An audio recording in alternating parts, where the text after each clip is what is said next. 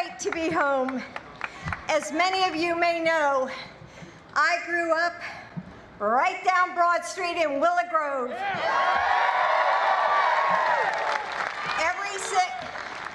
Every single weekend, my four sisters and I would pile into our family station wagon and cross the Tacony Palmyra Bridge to go to see my grandparents in southern Jersey.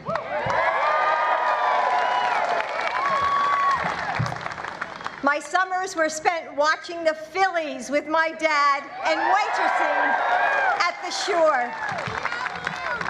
I love you too. I watched the Mummers Parade, Liberty Bell. I'm an Upper Moreland Golden Bear and a Villanova Wildcat. I ran the Broad Street 10-miler and forever fly, Eagles, fly!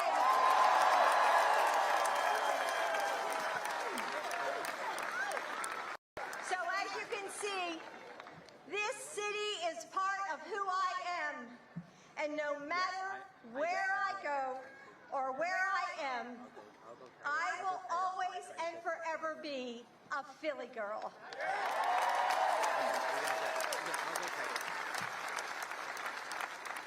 Over the last 2 years, so many of you have come up to me at events, in airports, in the grocery store, even on the streets, and said the same thing. Please tell Joe he has to run.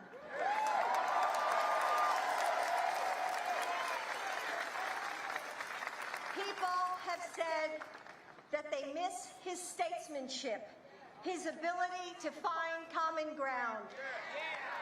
They miss his diplomacy and his deep experience working with our allies around the world.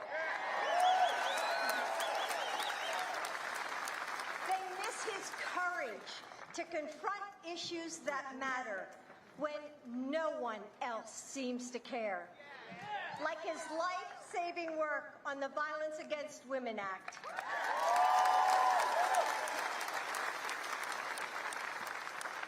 But it's not just that they miss his leadership. They miss his kindness, the way he inspires us to keep believing that our best days are yet ahead of us.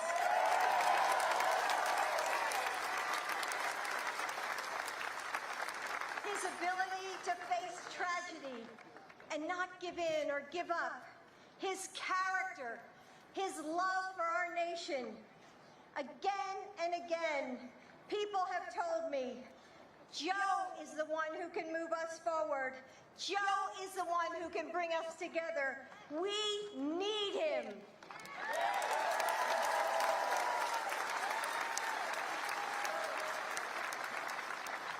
And you know what? I agree.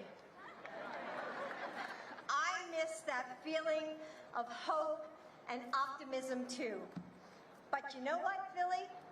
Today we begin to restore that feeling.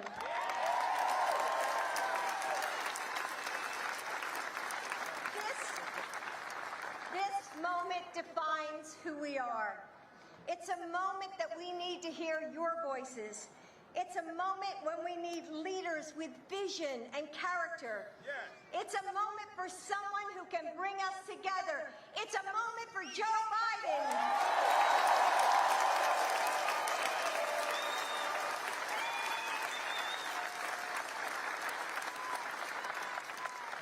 We are starting an enormous journey today.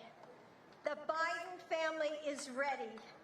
And we will do this as we always have, as a family. And we know that all of you are with us too.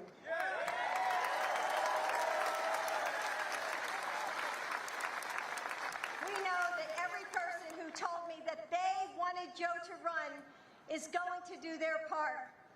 We know you're going to talk to your neighbors, text your friends, knock on doors, get them to the polls. We need you.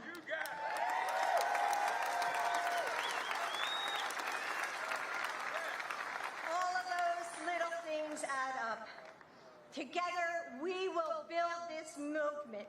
and together we will win.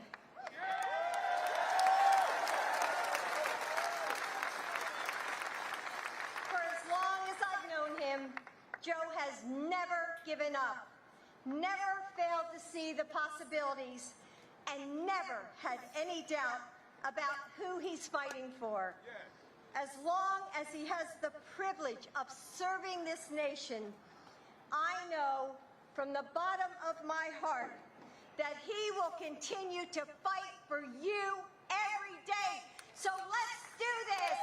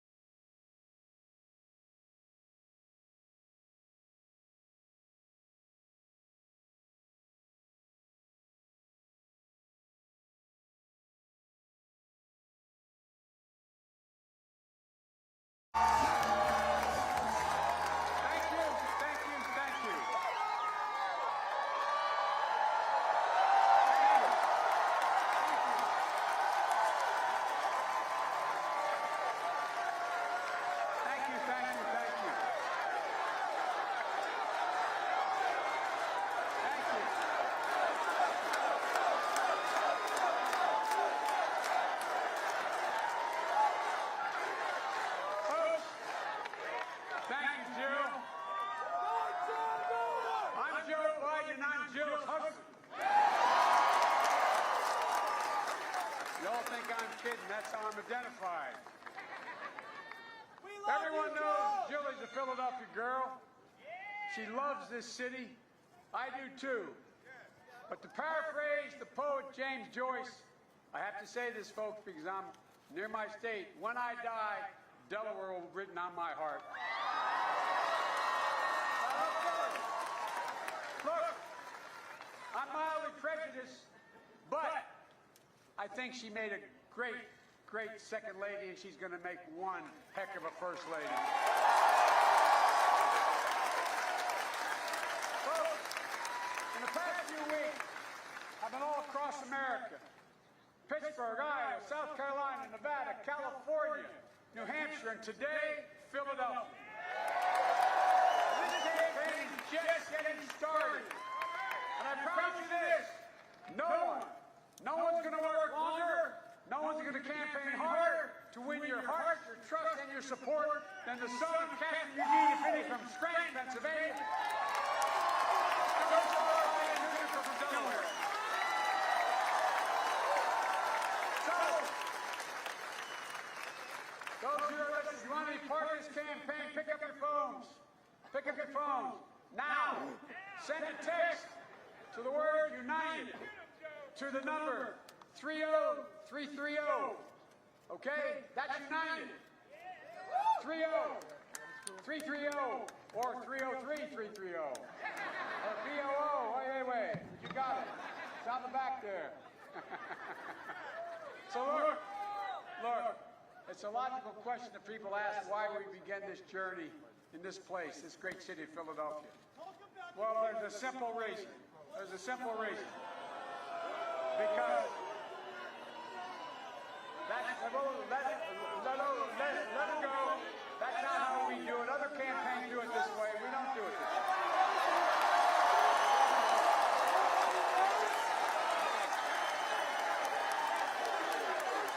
You will not hear me speak. I made a pledge. I mean this sincerely. I made a pledge. You will not hear me speak ill of another Democrat. Look, the reason we're here is because in a literal sense, this was the birthplace of our democracy. It was here over the fact is, two of the most important documents, not only in our history, but the history of the world were written right here. In 1776, the Declaration of Independence. We hold these truths to be self-evident. These words are the basis for the American creed: equality, equity, fairness, decency. America didn't live up to that promise for most of the people at the time, the people of color, for women, but we were born of an idea that every single solitary person, given half a chance, no matter where they're from, given half a chance, there's not a single thing they cannot do if they work at it. Nothing's beyond our capacity. That's who we are. Then in 1787, the United States Constitution, we the people. This word changed everything. Power rested in the people, not the government. Freedom to think, to speak, to act, to criticize your government. All protected. We became the model for the world. In both documents, there's a singular word. We hold these truths self-evident. We, the people. Both. We got to remember this. Both were statements of a common purpose. A common purpose of one people, one nation. Our Constitution doesn't begin with the phrase, we the Democrats or we the Republicans. And it certainly doesn't begin with the phrase, we the donors. Look, it began with the phrase that stands for, we're all in this together. We need to remember that today. I think more than any time in my career. Our politics has become so mean, so petty, so negative, so partisan, so angry, and so unproductive. Instead of debating our opponents, we demonize them. Instead of questioning judgments, we question their motives. Instead of listening, we shout. Instead of looking for solutions, we look to score political points. But no more. Because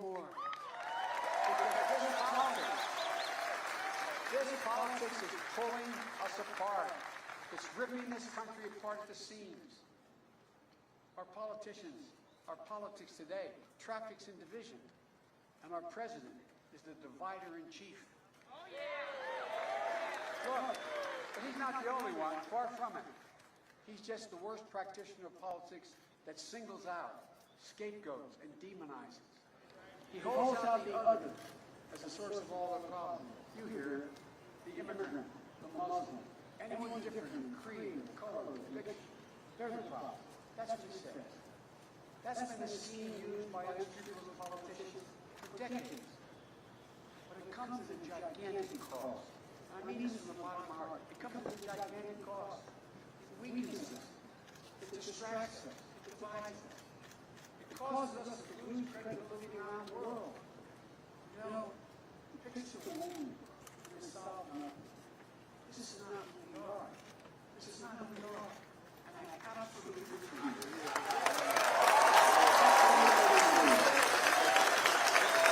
Accept the notion that's what we have to do. Folks, in this country, we're all bound together in this great experiment of equality and opportunity and decency. We haven't lived up to it. We've never given up on it. Everyone, and I mean everyone is in on the deal. That's why we've been the beacon of hope for the rest of the world. That's why the world has always looked at us. That must be Bernie or somebody. I don't know who that is. America's unique in all the world. America, folks, is an idea. An idea stronger than any army, bigger than any ocean, more powerful than any dictator or tyrant.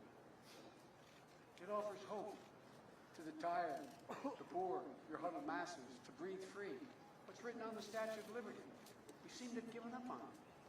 America guarantees everyone, and I mean everyone, be treated with dignity. America gives hate no safe harbor. That's what we believe. That's who we are. And I believe America has always been at its best when America has acted as one America. One America. One America may be a simple notion, but it doesn't make it any less profound. This nation needs to come together. It has to come together. Folks, we started this campaign, when we did, I said I was running for 3 reasons. The first is to restore the soul of the nation, the essence of who we are. And the second is to rebuild the backbone of this nation. And the third, to unite this nation. One America. One America. Folks, I know some of the really smart folks say Democrats don't want to hear about unity. They say Democrats are so angry that the angrier a candidate can be, the better chance he or she has to win the Democratic nomination.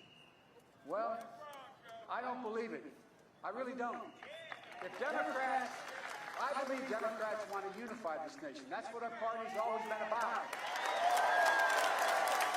That's what it's always been about, unity. If the American people want a president to add to our division, lead with a clenched fist, a closed hand, a hard heart, to demonize your opponent, to spew hatred, they don't need me. They got President Donald Trump. I'm running to go for our country, Democrats, Republicans, and Independents, a different path. Not back to a path that never was, but to a future that fulfills our true potential as a country. Now, some of these same people are saying, you know, Biden just doesn't get it. You can't work with Republicans anymore. That's not the way it works anymore. Well, folks, I'm going to say something outrageous. I know how to make government work. Not because I talked or tweeted about it, but because I've done it. I've worked across the aisle to reach consensus, to help make government work in the past. I can do that again with your help. To me, our principles must never be compromised, but compromise itself is not a dirty word. Consensus is not a weakness. It's the only way our founders down the road there thought it was the only way we could govern. It was necessary. It was designed the way the Constitution sits. It requires consensus. You know, I did it when I was a senator. It's what I did as your vice president, working with Barack Obama. And it's what I will do as your president. Let me be real clear. Everybody listen, Democrats and Republicans. If I'm elected your president, I'm going to do whatever it takes to make progress on the matters that matter most. Civil liberties, civil rights, voting rights, women's right to choose, national security, healthcare. And a time to reward work not getting well. A climate change policy that will save our children and grandchildren and this planet.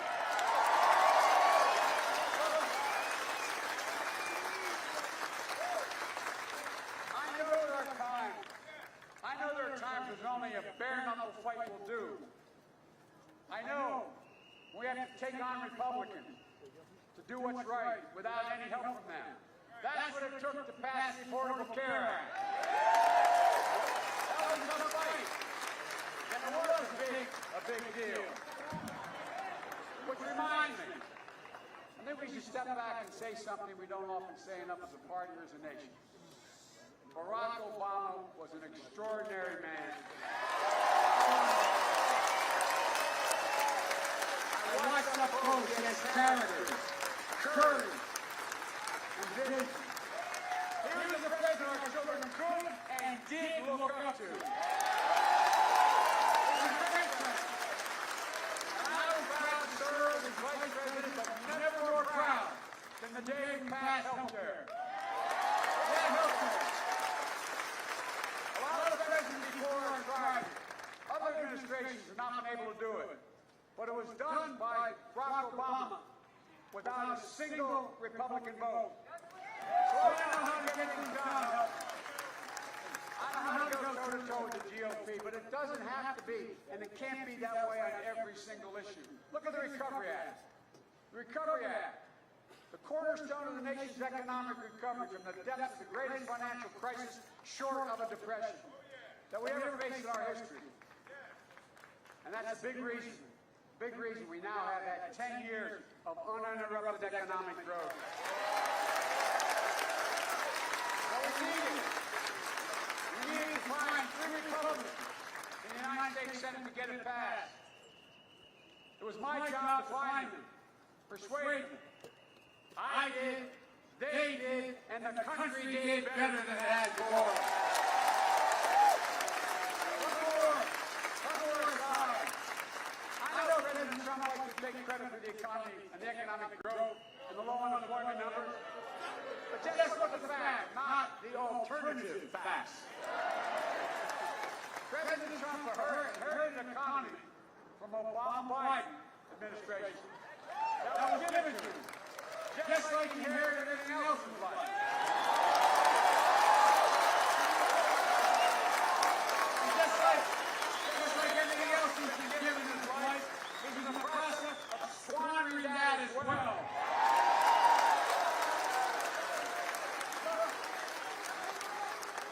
The Recovery Act helped save this nation from economic ruin. To get down to it, we had to get the work done. We had to bring a few Republicans along. If we hadn't done it, we could have had another Great Depression or economic ruin. So, folks, working together matters. It matters. The American people want the government to work. And I don't think that's too much for them to ask. You know, I know some people in D.C. say it can't be done. Well, let me tell them something. And make sure they understand this. The country is sick of the division. They're sick of the fighting. They're sick of the child's behavior. There isn't a single person among you or anywhere in this country who can get away with that in their jobs. All they want is for their president, their senators, their representatives to do their job. Just do your job. And folks, above all, have a president who measures his or her days by the people he brings together rather than the division that he sows. Look, folks, you all know as well as I do, you wouldn't be here. You know there's serious work that has to be done. But it's not being done by a president who wakes up in the middle of the night and wages a war on Twitter, or like the guy in the whistle back there. Wonder whose campaign he's with. While he's lashing out at his political opponents, obsessing over his personal grievances. Look, here's the most important thing to remember. The rest of the world isn't waiting. China isn't waiting. They're building 5G, mastering AI. They're rewriting the rules of the internet.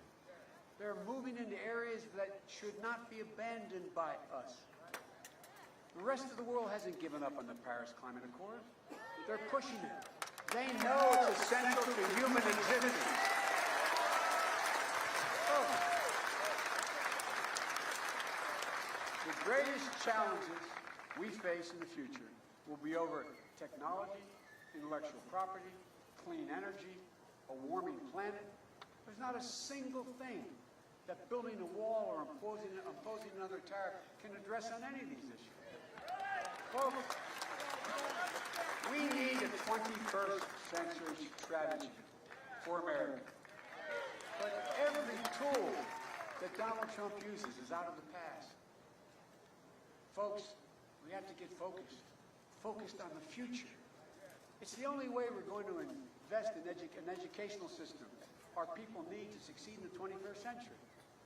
Jill always says, she's a community college professor, she always says, any country that out-educates us will out-compete us. That's just a natural fact. And folks, that success will come when we generate free community colleges, invest in job training and apprenticeship, continue education, allowing people to build jobs in the future, a stronger commitment to pre-K, and so much more. Folks, we know it works. We know what we have to do. So let's stop fighting and start fixing.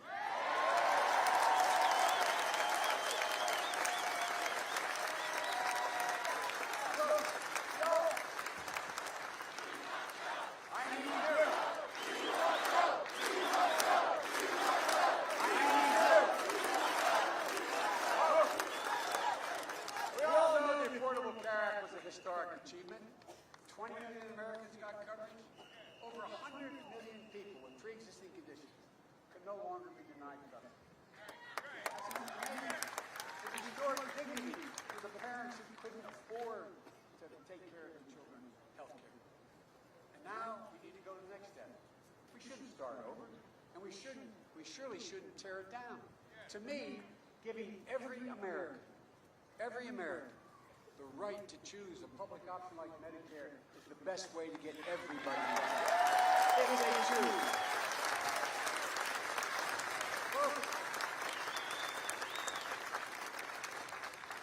Focusing on the future is the only way we're going to be able to build a new green infrastructure. Not only new and safer roads and bridges, but greener highways, ports, and also our airports. We can make them greener and more rational. We can do a lot. Water systems, where no one in this country has to drink poison water. There's no question we need a new electric grid that protects this nation from cyber attack, that is able to transmit solar and wind energy across those same lines. Folks, we know what we have to do. That's why I'm running. As I said, let's stop fighting and start fixing. And we can only do it together.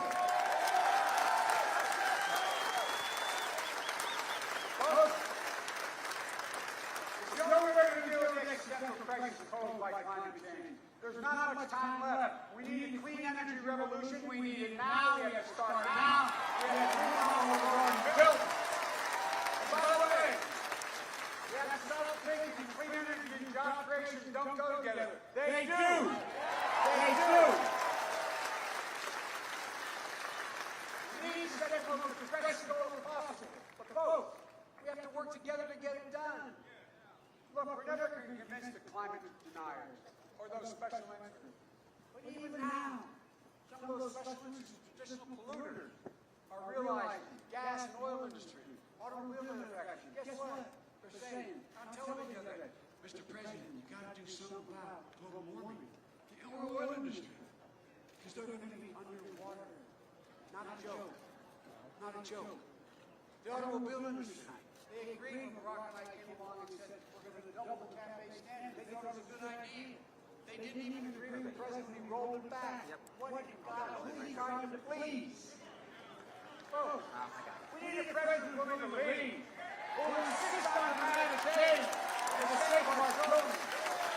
Folks, let me tell you something. The single most important thing we have to accomplish to get this done, the single most important thing we have to accomplish is to defeat Donald Trump.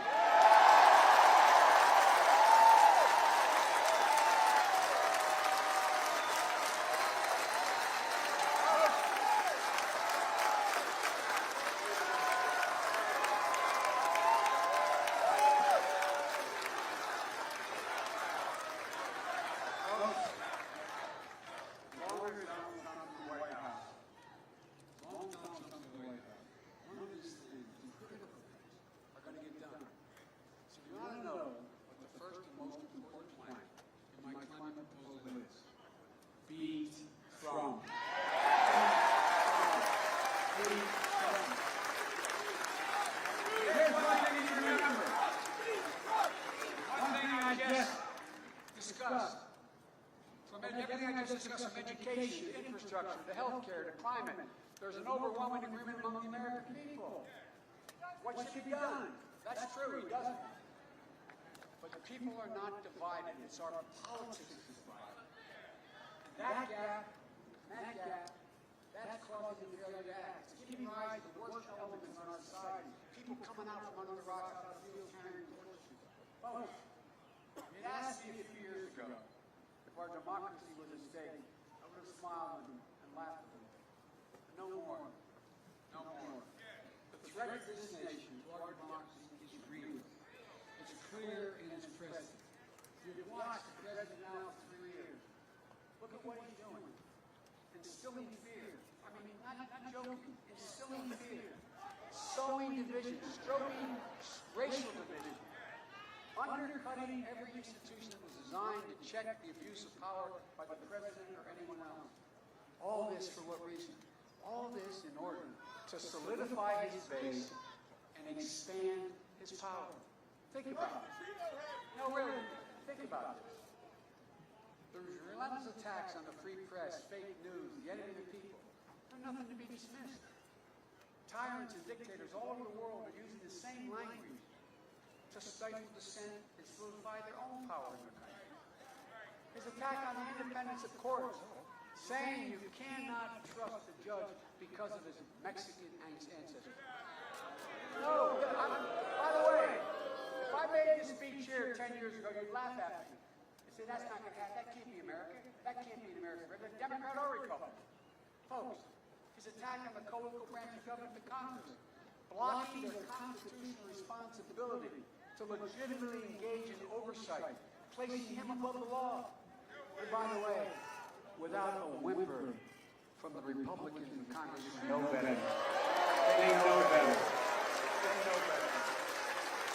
Folks, these things are corrosive. They threaten the core values of this nation. They undermine, not kidding, they undermine our standing around the world.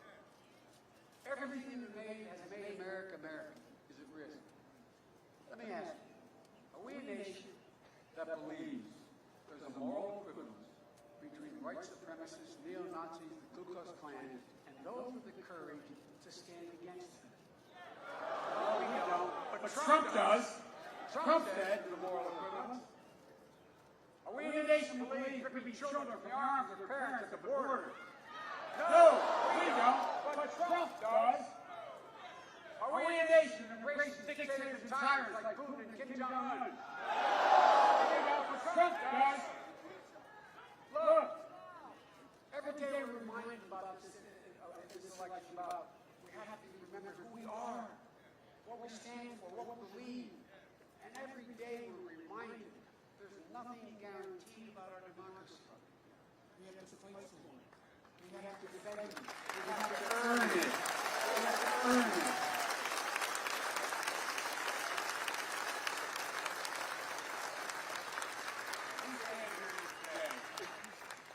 Only 140 miles from Gettysburg. Perhaps the most famous symbol in our nation's history of the cost of division. In his Gettysburg address, Lincoln didn't only honor the bravery of those who lost their lives in Gettysburg. He had a message for the living.